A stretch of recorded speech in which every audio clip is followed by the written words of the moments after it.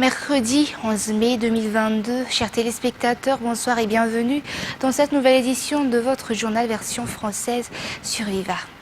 Tout de suite, concernant les actualités de ce mercredi, la réalisation des projets de développement va être accélérée selon le président de la République ce jour. Le secteur de l'agriculture en bénéficiera particulièrement afin d'atteindre l'autosuffisance alimentaire conformément au Vélin numéro 9. Dans cette optique, le FOFIFA a été doté de laboratoires et de serres des infrastructures inaugurées par le président de la République. L'objectif est de faire de Madagascar un grenier rizicole, toujours d'après le président de la République, Ange Razuel. Reportage. Madagascar a une vision à long terme dans le cadre de l'autosuffisance alimentaire. Le secteur agricole sera particulièrement valorisé dans cette politique pour parvenir à cet objectif. Pour améliorer la productivité, il faut d'abord améliorer les semences. Le FOFAFI, ou Centre national de recherche appliquée au développement rural, y travaille. Ce dernier a donc été doté d'une nouvelle serre en bas de baie pour y effectuer des essais de cultures proliférantes, mais également d'un nouveau laboratoire et des équipements modernes pour effectuer des recherches. Le but est de produire des semences adaptées au climat, ayant la capacité de faire face aux insectes destructeurs et à diverses maladies pour atteindre l'objectif principal qui est l'autosuffisance alimentaire. Le FOFIFA en est capable. La preuve, Madagascar a déjà exporté des semences de production locale, si l'on ne cite que le lingot blanc, mais également les vitraux plomb, exportés vers les îles sœurs de l'océan Indien. Les recherches évoluent dans le secteur agricole à Madagascar. Ces nouveaux équipements vont promouvoir davantage ces recherches. Le plan et stratégie pour cette indépendance alimentaire seront établis avant la célébration de la fête de l'indépendance. Une conférence nationale se tiendra également afin de refaire de Madagascar un grenier rizicole dans la zone Afrique et dans l'océan Indien. Le secteur minier joue un rôle important dans l'économie nationale. Ce secteur contribue à la hauteur de 21% à la caisse étatique. Cependant, de nombreux opérateurs sont dans l'informel, une situation qui doit être solutionnée et qui fait l'objet d'un entretien entre le ministre des Mines et des Ressources stratégiques et l'ambassadeur de l'Union européenne à Panjinumbi. Christelle Rakoutmala nous en dit plus dans ce reportage. Le secteur minier représente environ 21% du budget de l'État. En 2020, les recettes générées par ce secteur ont atteint 26,41 milliards d'ariars. Cependant, il y a encore plus de 500 000 petits mineurs impliqués dans des activités illégales et 140 sites miniers illégaux. Parmi les priorités du ministre des Mines et des Ressources stratégiques figure l'inclusion de tous les opérateurs dans le formel. C'est l'un des sujets de discussion entre le ministre et l'ambassadeur de l'Union européenne. C'est un secteur très important pour le développement de Madagascar. C'est un secteur qui suscite beaucoup d'attention. Il y a beaucoup d'économies informelles, donc l'idée de voir comment les rendre formelles. Et en même temps, sont des gros investissements dans certaines parties du secteur minier. On a parlé aussi du risque du travail d'enfants et d'autres questions sensibles. Donc l'idée, c'était plutôt avoir le point de vue du gouvernement, des autorités sur le secteur minier. Et ça, pour moi, c'était très, très intéressant, connaître la vision du ministre, qui d'ailleurs connaît tous les aspects en effet de la production minière, soit d'un point de vue du secteur public et du secteur privé. Le respect des droits de l'homme, la lutte contre le travail des enfants dans les mines artisanales ont été également discutés lors de cette rencontre à Panjinumbi.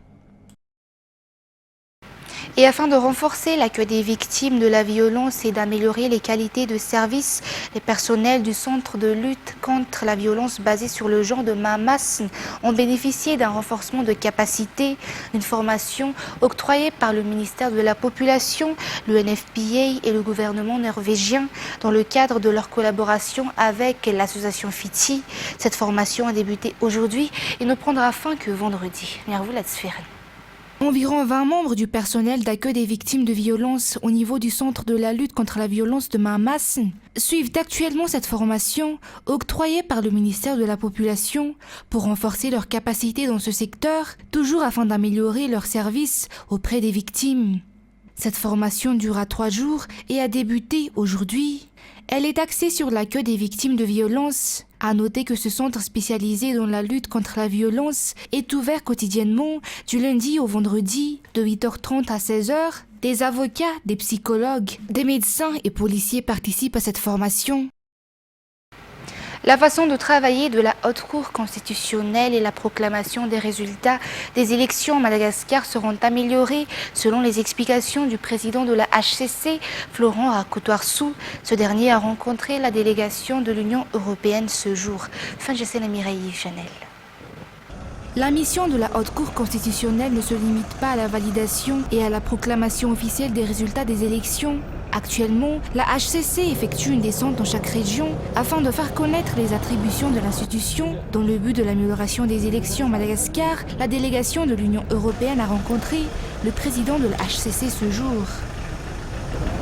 Et qui sont compris dans un rapport que nous avons présenté au président de la République au printemps 2019. Nous rencontrons tous les acteurs institutionnels, politiques, de la société civile également, les représentants bien sûr de la presse, pour discuter de la manière dont ces recommandations faites en 2018-2019 ont été suivies. Et dans ce contexte-là, nous avons eu le plaisir d'être reçus, l'honneur d'être reçus par Monsieur le Président de la Haute Cour constitutionnelle, après avoir vu le président de la CENI, des leaders politiques, beaucoup d'organisations de la société civile, pour voir comment est-ce que, du point de vue législatif, institutionnel, logistique, les choses ont été traitées pour avoir des bonnes élections. Le président de la HCC a confirmé que le respect de la loi et de la Constitution est primordial. C'est le seul garant de la paix sociale et de la stabilité de la nation, selon toujours les explications. Bien que l'État actuel multiplie les efforts pour améliorer le volet social, des lacunes sont encore constatées à l'heure actuelle si l'on ne cite que le secteur éducatif, du fait que les précédents pouvoirs n'ont pas été assez performants dans la construction d'établissements scolaires. Pour le cas de la commune Massinjay, district d'Avaradjan, les CEJ manquent cruellement pour accueillir les élèves qui ont réussi l'examen officiel du CPE. Enfin, j'essaie les Mireille Yves Janel. La commune de Massinjay, dont le district d'Avaradjan est constitué de 11 fouktangs, mais un seul CEG peut accueillir les élèves, faute d'infrastructures. La plupart doivent faire un long trajet pour rejoindre ce collège, ce qui constitue la principale cause de l'abandon scolaire dans cette circonscription, selon les explications du maire. L'insécurité sévit également dans cette commune, principalement les vols de bovidés. Rien que ce mois-ci, l'on a enregistré 2 cas.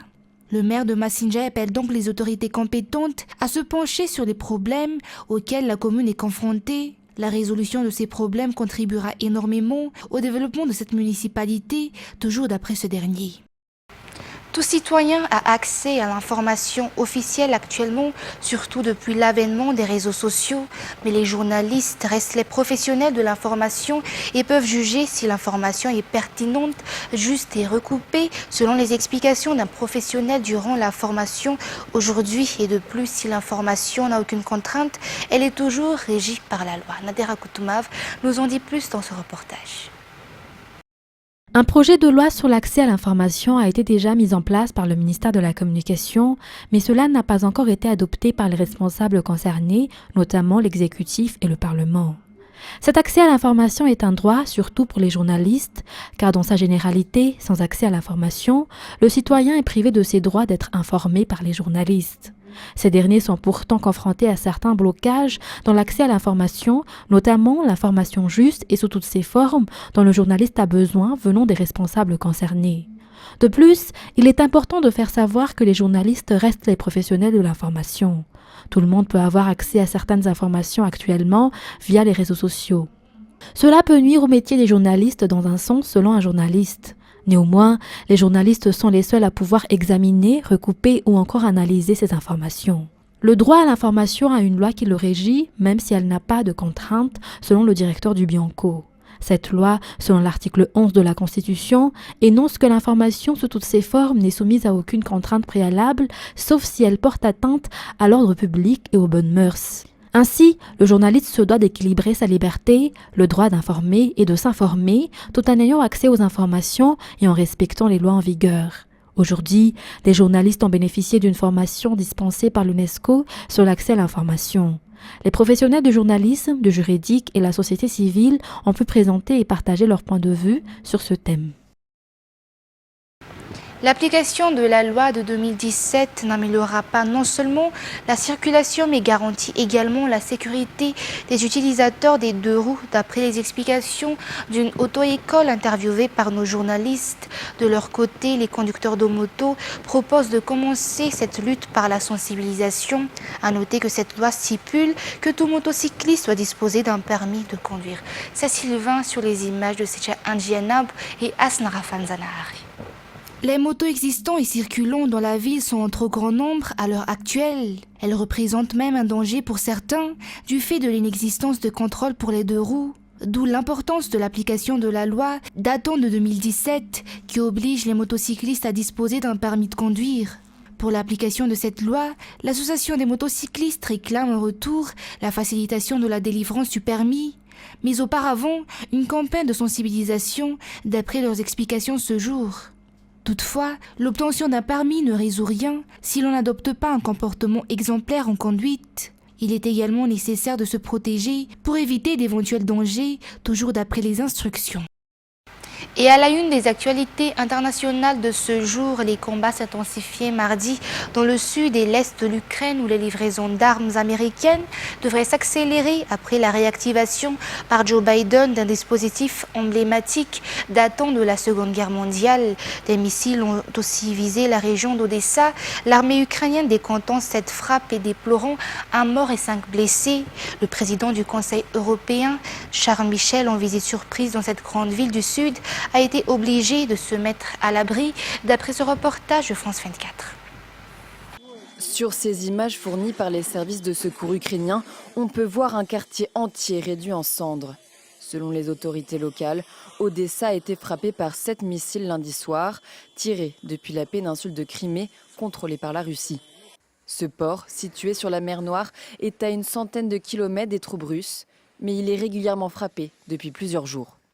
Lors d'une visite surprise dans la ville, quelques heures plus tôt, le président du Conseil européen a été forcé de s'abriter alors qu'un missile s'abattait dans les environs. Le Kremlin veut exécuter votre esprit de liberté et de démocratie.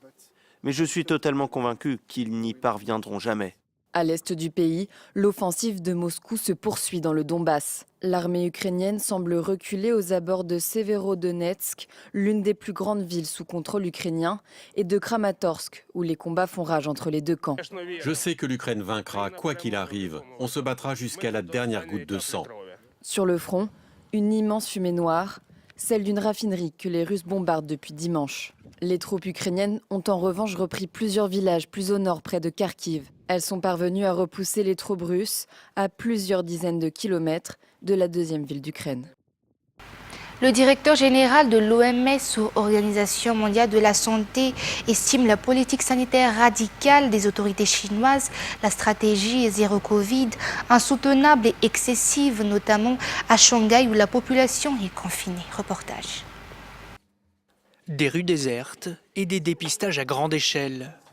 Des scènes que l'on pensait appartenir au passé, mais qui sont toujours le quotidien des 25 millions d'habitants de Shanghai. Début avril, la ville a été reconfinée par les autorités suite à la reprise des contaminations au Covid-19, jusqu'à 25 000 nouveaux cas par jour. Depuis, la propagation de l'épidémie a fortement ralenti, mais les autorités pratiquent toujours leur stratégie zéro Covid. Pour l'Organisation mondiale de la santé, cette politique est excessive. Nous avons abordé ce sujet avec des experts chinois et nous avons indiqué que cette approche n'était pas soutenable. Et compte tenu du comportement du virus, je pense qu'il faut passer à une stratégie différente. C'est très important. Selon l'organisation, cette tactique est aussi inefficace avec le variant Omicron. Les autorités chinoises, elles, continuent de défendre leur politique sanitaire drastique, malgré l'opposition d'une partie de la population, comme ici à Shanghai. Le gouvernement vante aussi son bilan. Selon les chiffres officiels, seuls 5000 Chinois seraient morts du Covid depuis 2020. Lors d'un appel téléphonique avec Xi Jinping ce mardi, le président français s'est ému du sort des 7000 ressortissants français de Shanghai. Il a aussi déploré la fermeture des liaisons aériennes entre la Chine et son pays. Le procureur du Paraguay spécialisé dans la lutte contre le trafic de drogue, Marcelo Pecci, a été assassiné mardi en Colombie par des tueurs débarqués en jet ski sur la plage paradisiaque d'une île des Caraïbes où il passait sa lune de miel. Toujours un reportage de France 24. C'est une lune de miel sur la côte caribéenne qui a viré au cauchemar. Le procureur antidrogue paraguayen Marcelo Pecci a été assassiné ce mardi par 2 hommes arrivés par la mer en jet ski. Un meurtre commis devant les touristes d'une plage privée de l'île de Barú, près de Carthagène. Marcelo Pecci, 45 ans, et sa femme, la journaliste colombienne Claudia Aguilera, s'étaient mariés le 30 avril dernier. Une nouvelle qui bouleverse les autorités paraguayennes et notamment la consoeur du procureur Pecci, en larmes. Soyez sûrs que nous redoublerons d'efforts pour continuer à lutter contre le crime organisé, contre le crime transnational, contre le trafic de drogue. Ceci au nom de Marcelo et de tous les procureurs qui risquent leur vie chaque jour pour leur travail, pour leur combat. 5 enquêteurs colombiens mènent d'ores et déjà des investigations avec l'appui du Paraguay et des États-Unis pour retrouver les auteurs du meurtre. C'est très douloureux, très difficile. J'ai parlé au téléphone avec le président colombien Iván Duque et il m'a promis d'apporter son soutien inconditionnel pour résoudre l'affaire et retrouver les responsables. Le procureur Pecci était spécialisé dans le crime organisé, le trafic de drogue et le blanchiment d'argent. Dans un pays rongé par la corruption, Marcelo Pecci était reconnu pour sa transparence. Il a notamment participé à la plus grande opération contre le crime organisé et le blanchiment d'argent du Paraguay. Le gouvernement colombien récompensera de 487 000 $, ceux qui retrouveront et identifieront les assassins du procureur. La Colombie demeure le premier producteur mondial de cocaïne et fait actuellement face à une recrudescence de la violence des cartels de drogue. C'est également avec cette actualité internationale que nous fermons l'édition d'aujourd'hui. Merci de votre fidélité. Passez une excellente soirée sur Viva.